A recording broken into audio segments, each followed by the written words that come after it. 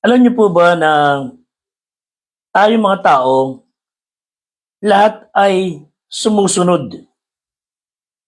Ang kaibahan lang ng iba sa iba, yung sinusunod nila. Again, lahat tayo ay sumusunod. Lahat tayo ay napapaalipin.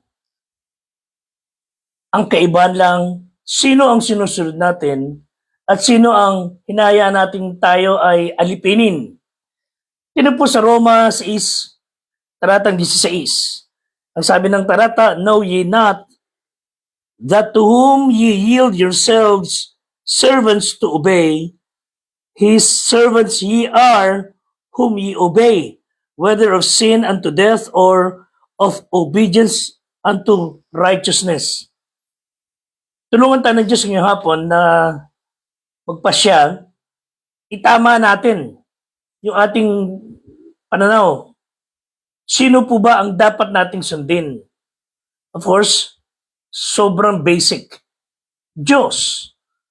At lahat ng mga bagay na may kinalaman sa Diyos, kabutihan, kaayusan, katinoan, dahil kung tayo rin lang ay magpapasakop at susunod at magpapaalipin, doon tayo sa the best, na ang kapalit naman ay mainam na buhay. Whereas pag ang ating sinunod ay ang kaaway, si Satanas, ang kasamaan, ang kalikuan, ang ating kauuwian ay kapariwaraan. Maganda nga po sa ating lahat. Ipon yung lingkod, Fred de Guzman ng Squad 240, life coach po dito po sa Dako ng Santa Maria.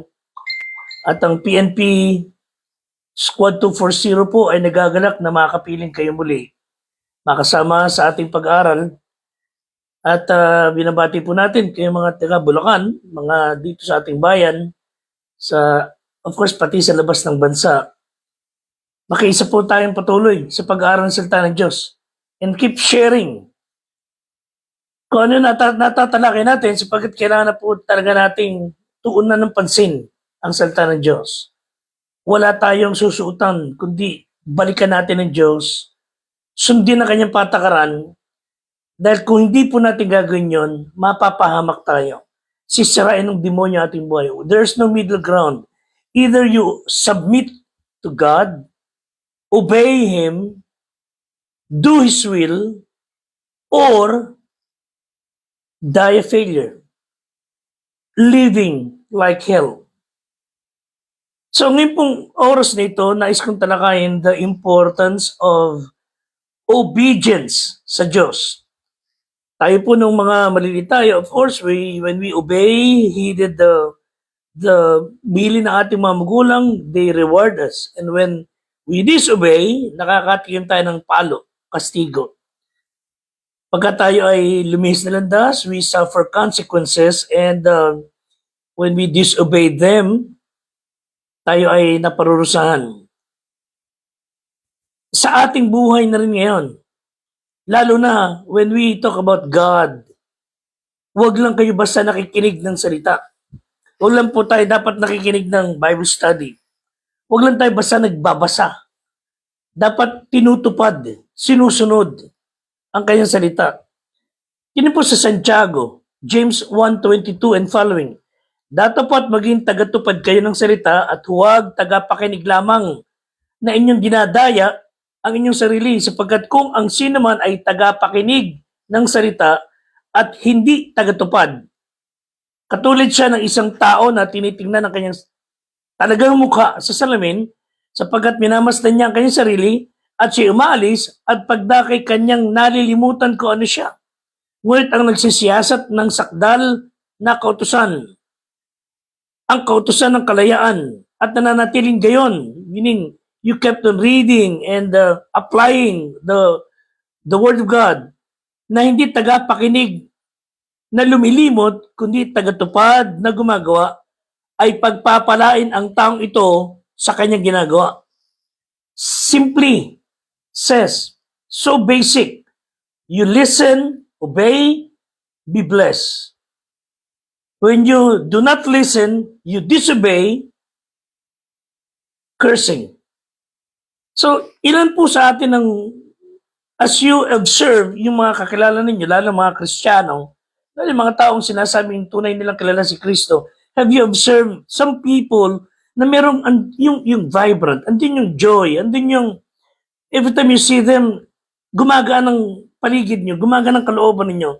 Yung mga taong ito na, you know, they are so happy. Andun yung kasiglahan. Andun yung maaliwalas na aura. Those are people, Christians, who obey Him, who obey God. Maraming mga tao ngayon, even people who claim to be Christians, they just go around, nasa salubong natin, nakakausap natin, or sometimes tayo, na para tayong litrato sa ating mga lisensya. Stoic, ang tigas na muka.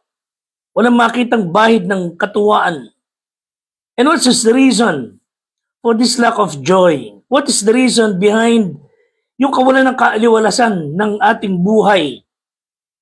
And I believe that's part of the song which says, trust and obey, for there is no other way to be happy in Jesus but to trust and obey. Ano ibig sabihin? If you disobey Him, if we are living a disobedient life, you will never be happy. Acts chapter 5, si Peter and the apostles, they kept on teaching and preaching about the Lord Jesus Christ. At sa kanilang pangangaral, pagtuturo ng salita ng Diyos, of course, nagagambala ang mga demonyito sa loob ng mga tao na walang kinikilala ng Diyos. When you tell the truth, yung mga taong nabubuhay sa kasinungalingan at kasamaan, they will hate you. And so they cause quite a stir. In fact, pagka nakapangaral sila noon, it brought revival sa mga communities and authorities who are against God, or they would do things that would stop yung pangangaral at pagtuturo. They would warn Peter and the others, tigilan nyo ng mangaral. May paglalagyan kayo. Isabihin mo yun sa mga matatapang na Kristiyano. Ano sabi nila? Acts 5:29. Datapat nagsasagot si Pedro at mga apostol nagsasabi, dapat muna kaming magsitalima sa Diyos bago sa tao. We will not disobey you, but we would rather obey God first. At yung iutos ninyo, kung tama, kalooban ng Diyos, susunod kami. Dahil walang Kristiyanong tunay na sumusuway sa itinakda ng batas. But if this law, kahit ba ito'y nasa Constitution, if that law would help us or would drive us to disobey God's word, malaki problema ho ng batas na yan. So, the reason so many Christians today, you would not find them having joy from the inside is because I believe andun yung unbelieving, disobedient heart. Kahit na sabi yung ikay Kristiyano, patungo ka sa langit, your sins were forgiven, but you have no joy, na sa tuwing makikita ka ng mga tao, nakasimangot ka, walang kagalangan sa iyong puso, ang bigat, pag ikay nasa paligid, kahit Kristiyano ka, you know why? Ganun ka? Perhaps you are disobedient. God forbid na tayo ay sa halip na magdulot ng kagaanan sa buhay. You don't have to give anything. Yun lang maging maaliwala sa iyong mukha, masaya ka. You uplift the spirit of those around you. Gumagaan ang kanang kalooban pag ikay kasama o nasa paligid. Malaking bagay na po yun. Pero ikaw ay nagdudulot ng kabigatan ng kalooban o sa tuwing mababanggit yung pangalan, bumibigat ang kanilang pakiramdam. Yung bang, whenever they speak of your name, namumulukot ang mukha ng mga tao. I hope to God that whenever they speak my name, it would put smile on their faces. Tulungan tayo ng Diyos na kahit tayo mga Kristiyano, huwag tayong maging pabigat, huwag tayong maging dahilan ng kalungkutan. Kung tunay kayo mananampalataya, you ought to have that joy and happiness. Hindi lamang sa palabas, mula sa loob. And that would happen if we would heed one big word, obedience. Ang sabi ni Martin Luther,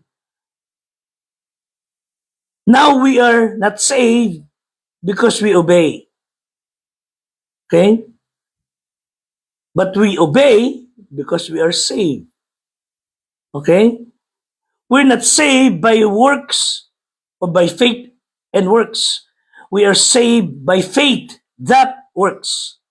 Sa mga tayong panampalataya, tayo ay nakakalala sa Panginoon, naligtas, that would produce works. Hindi yung kaya ka gumagawa para maligtas, kundi you are doing good because you are saved. Sabi ng Panginoon, why call me Lord? Tinatawag niyong Panginoon, if you do not do the things I said. Mga kapatid, if we do not obey God, it's a sign we really do not trust Him. Hindi talaga tayo nagtitiwala. Faith without works is dead. Obedience is the missing ingredient sa maraming Kristiyano. So why should we obey God? As Peter said, we ought to obey God. Why? Of course, sapagkat siya ang makapangyarihan sa lahat. He is the creator of all things. Siya lumikha sa atin. Pag-aari tayo ng Diyos. That's the only, when we obey, that's the only thing we could give back our gratitude. God owns us. And we owe it to Him to obey Him. He is the sovereign God. So, He has all the right na utusan tayo. Because He is the one who created us. 11:3 ng Jeremiah. Sumpain ang taong hindi nakikinig ng mga salita ng Biblia, ng tipan na ito. Dahil ang Diyos ay sovereign, there can be no refusal, no rebuttal. The only alternative to obedience, hey listen, the only alternative to obedience is disobedience. And disobedience will bring judgment. Siya na ating tagapagligtas, minahal tayo, sobrang pagmamahal that He gave His only Son to die on the cross. Yung sabi ni Peter, we ought to obey Him. It has connotation that we owe Him. Why do we obey Him? Because we owe it to Him. Utang na loob natin sa Diyos na tayo makasunod. Utang na loob natin ang lahat ng bagay because we are not our own. We were bought with a price. Binili tayo ng kanyang sariling dugo. The ultimate sacrifice was done on the cross. Tinubos niya tayo with His own very blood. So Jesus said, if you love me, keep my commandments. John 14:15. And God doesn't want us to serve Him because we have to. But we have to serve Him because we love Him. Obedience is a sign that we love God. When you obey Him, it means you love Him. Sabi ng Panginoon, if you love me, keep my commandments. So anyone who does not love me will not obey me. John 14:15 and 24. Listen, ang hindi umiibig sa Diyos, hindi tutupad ng salita. Ang tumutupad lang ng kanyang salita are the ones who love Him. When you do not obey Him, when you do not do what He says, you don't love Him. Obedience brings blessing. Pagka naman tayo sumunod, meron naman katambas pong pagpapala. Obedience brings curse. Bilang mga anak, sumuway tayo sa magulang, napapalo tayo, nakakastigo, napagagalitan. But when we obey them, of course, they blesses us. So you will be blessed if you obey the commands of God. But you will be cursed if you reject His commandments. Deuteronomy 11:27, ang pagpapala, kung inyong didingin ang mga utos ng Panginoong yung Diyos, na aking iniutos sa inyo sa araw na ito. At ang sumpa, kung di nyo didinggin ang utos ng Panginoon yung Diyos. Again, simple, pagpapala when you obey. Sumpa when you disobey. Simpleng-simpleng salita. Saan ka susunod? Ano gagawin natin? Gusto sumakit ang katawan pa rin niyo bago tayo sumunod? Huwag naman po sana. Some people are trying to test God's patience. Sobrang mahaba ang pasensya ng Diyos. Pero huwag niyong sagarin ang pasensya ng Diyos. Deuteronomy 28 verses 1 to 6. At mangyayari kung inyong didingging magsikap ang tinig ng Panginoong Diyos upang isagawa ang lahat ng utos na aking iniutos sa iyo sa araw na ito. Listen, itataas ka ng Panginoon mong Diyos sa lahat ng mga bansa at ang lahat ng pagpapalang ito'y darating sa iyo at aabot sa iyo kung iyong didinggin ang tinig ng Panginoon mong Diyos. Magiging mapalad ka sa bayan, magiging mapalad ka sa parang, magiging mapalad ang bunga ng iyong katawan at ang bunga ng lupa at ang bunga ng iyong mga hayop, karagdagan sa iyong bakahan at ang mga anak na iyong kawan, magiging mapalad ang iyong buslo at ang iyong palayok, magiging mapalad ka sa iyong pagpasok, magiging mapalad ka sa iyong paglabas. Everything about you will be blessed when you obey. Hindi dahil para maligtas, dahil ligtas ka na, obey because you are already a Christian, because you love Him. Pangatlong bagay, obedience precedes prosperity and success. So when we obey God, we will not be disappointed. Garantisado po yan, obeying God in small matters brings big blessing. So maging matibay, maging matatag, maging matapang, maging maingat sa pagsunod sa mga utos na Panginoon ng Diyos sa atin. Do not deviate from His Word. Do not turn left to the right. Diretso lang tayo. Then you will be successful sa natin yung ginagawa. Yan po sinabi ng Joshua 1:7-8. Magpakalakas ka lamang, magpakatapang ng mabuti, isagawa mo ang ayon sa buong kautusan na iniutos na akin ni Moses. Huwag kang liliko sa kaliwa o sa kanan upang kayo magtamo ng mabuting kawakasan. Saan ka man pumaroon. Ang aklat na ito'y huwag mahiwalay sa iyong bibig, kundi pagbulay-bulay mo araw at gabi upang iyong musunod na gawin ang lahat na nakasulat dito. For then thou shalt make thy way prosperous, then thou shalt have good success. You will be successful, perhaps. Pero pag sumuway tayo sa Diyos, maaaring magtagumpay ka, pero that's not good success. You want good success? Obey Him. People will be successful, pero yung success nila, ipapahamak sila. But if you want good success, obey God. So the challenge is, obey Him and be willing to learn. How do we apply obedience? One, obey intelligently. You cannot obey unless you know kung ano sinabi ng Diyos. So yung sinabi ng Diyos, sundin nyo. Acts 4:20. For we cannot but speak the things which we have seen and heard.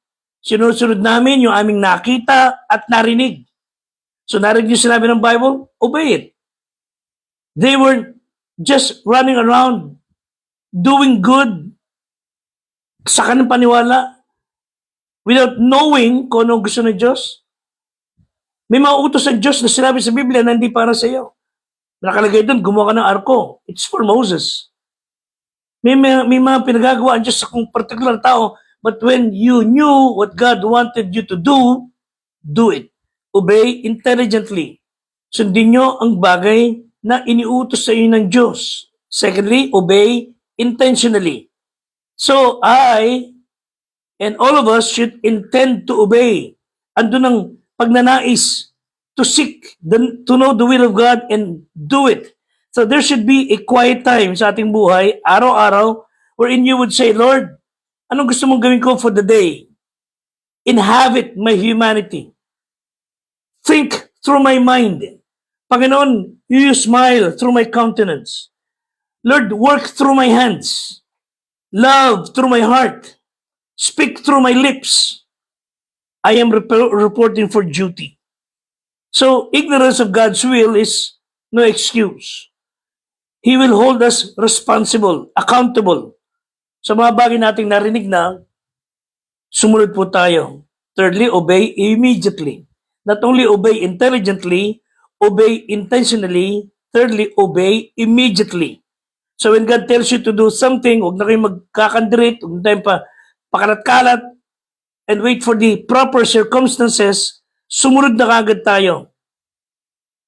Huwag niyo pinag-iintay ang Diyos. Sinabi ng Diyos, gawin niyo kagad, do it instantly. Procrastination is a form of disobedience. You may not know why God wants you to do it. Just simply do it. 4, obey inflexibly. Ibig sabihin, regardless of the circumstances or consequences, even in physical danger, pag alam niyo inutos ng Diyos, do it. Sabi ng mga alagad, we would rather obey God than men. Nang kapalit noon ay kalambuhay. With passion, they obeyed God with burning, passionate, emotional zeal. So the cause of Christ had been hurt, damaged, nasasaktan, even more by Sunday people church. Marami mga Kristiyanong samba ng samba, simba ng simba, masabasa ng Bible, but disobedient. Mas nakaka-damage sa marami ng bagay ng Diyos.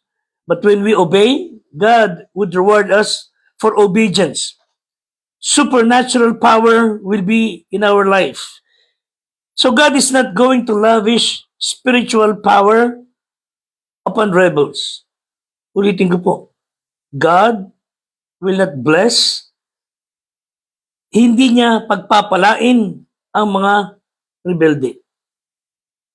So when you bring your life into conformity with God's will, and you would say, Lord, my ambition, my desire, the driving motive of my heart and my life is to obey you, then God would say, okay, I'm going to release spiritual power through you. You will see ministry ng mga pastors, mga churches will grow. You will see buhay ng mga Kristiyano lalong titibay, gaganda, aaliwalas, kahit may mga pagsubok. Acts 5:41, and they departed from the presence of the council, rejoicing that they were counted worthy to suffer shame in His name. Kahit mapariwara ang kanilang pangalan, mailagay sa pangalan ng kanilang buhay, sigurado silang sumusunod sa kalooban ng Diyos, they rejoice. You say, Pastor, I just don't have any joy sa aking panampalataya. I just don't have any happiness. Nakakabato, it's boring, I don't have any victory, and Jesus for me is not real. I guess, kung totoo yung sinasabi mong yan, baka hindi ka patunay na Kristiyano. O, baka naman hindi ka sumusunod sa Kanya. Don't say you love Jesus if you do not obey Him. If you love Jesus, you will obey Him. John 14:21, as I close. Ang meron ng aking mga utos at tinutupad ang mga yon, siyang umiibig sa akin. At ang umiibig sa akin, iibigin ng aking Ama at siya iibigin ko.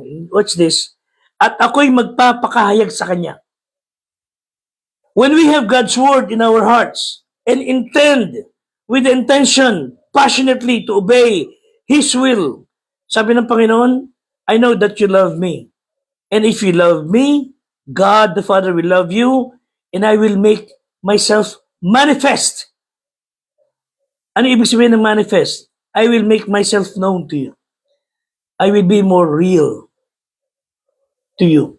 Hindi lang katang-isip, hindi lang sa bibig lang. Yung whenever you say Jesus, totoo sa iyo. It would help you find joy. It will help you fight problems. If you really love God, love Jesus, whenever you the mention of His name, it will give you joy and calmness. Tulungan tayo ng Panginoon. Can you say, tulad ng awit, He walks with me and He talks with me and He tells me I am His own. And the joy we share as we tarry there, none other has ever known. So the best advice ever given to anyone was that given by Mary. Ina ni Kristo sa laman. Ano sabi ni Mary? Yung first miracle sa Cana. Sabi ni Mary, at kung lahat ng tao would really obey Mary, as they say, na we would obey Mary, we would regard her, we would respect her. Hey, listen, if you really respect and love Mary, listen, John chapter 2, sabi ni Mary, whatever he saith unto you, do it. Ano man ang sabihin ng aking anak, gawin niyo. It will boil down to one thing, it's obedience to what the Bible says. And God is saying, if you're not saved, sabi ng Panginoong Jesus, trust Him as your Savior. Magsisi ka ng kasalanan mo. Kinalanan mo si Kristo bilang tagapagligtas, hindi relihiyon, bilang tagapagligtas na iyong kaluluwa. So mga kapatid, mga kaibigan, when we begin to obey God, when you and I decided to obey Him right away, God will restore joy sa iyong puso. So kung meron tayong pagsuway, kung meron tayong pagtalikod, kung meron tayong pagmamatigas sa Diyos, you will not be blessed. Every time nababanatan ka ng kaaway, wala kang panlaban. So is God telling you right now something? Obey Him. Again, obey God. Pagpalain tayo ng Panginoon sa araw-araw, lalo sa buong maghapong ito, sa iyong ginagawa, and make sure whatever you do it for the glory of God. Please pray for Patrolman Tyrone Espinosa, Patrolman Reginald de la Cruz, Patrolman Francis Legardo, Police Staff Sergeant Adio Burgess, Police Master Sergeant Fernando Datig, Police Master Sergeant Rudolph Ramos, Police Master Sergeant Ryan Garcia. Sama niyo po sa panalangin nating Assistant Squad Leader, Police Senior Master Sergeant Will Ray Guillermo, for sa ating squad leader na si Police Executive Master Sergeant Sir Joseph Aquino. May God bless us all and God give you peace. Again, one big word, obedience. Obey God and be blessed. Salamat po. Until next time.